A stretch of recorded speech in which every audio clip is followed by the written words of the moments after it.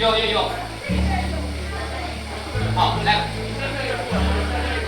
没关系。现在等一下我先请教你们，要不要用这一面动作，还是用来的？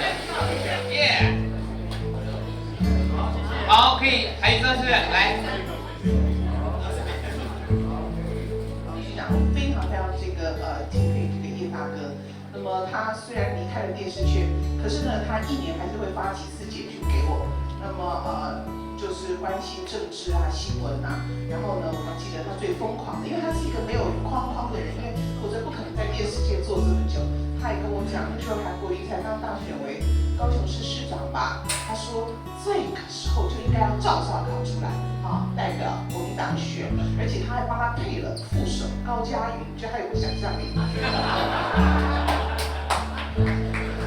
因为高嘉瑜年轻，粉丝很多，对你这话我一直没敢帮你传，好不好？我说你自己讲好了。所以他是一个没有框框限制的一个人。然后呢，他也不断的鼓励我，他觉得我现在做的节目，有点大材小用哈。那么其实我觉得。真的非常谢谢叶大哥对我这么看得起啊。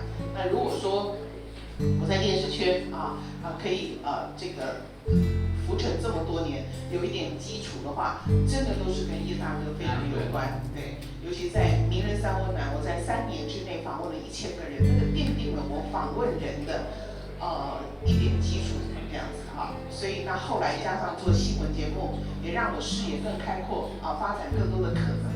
所以我真的要非常的谢谢这个叶大哥那还是一样，我真的很忙，我久一点谢谢。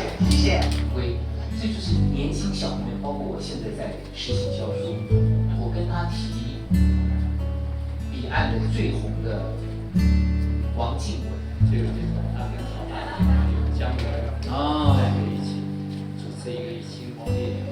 歌星姜雷的第1次主持也是在你手上，对，跟陶大伟还有张艾嘉《星光夜雨》。对天健兄的印象跟我开始的印象完全不一样，觉得大制作人来找你。我呢，我认得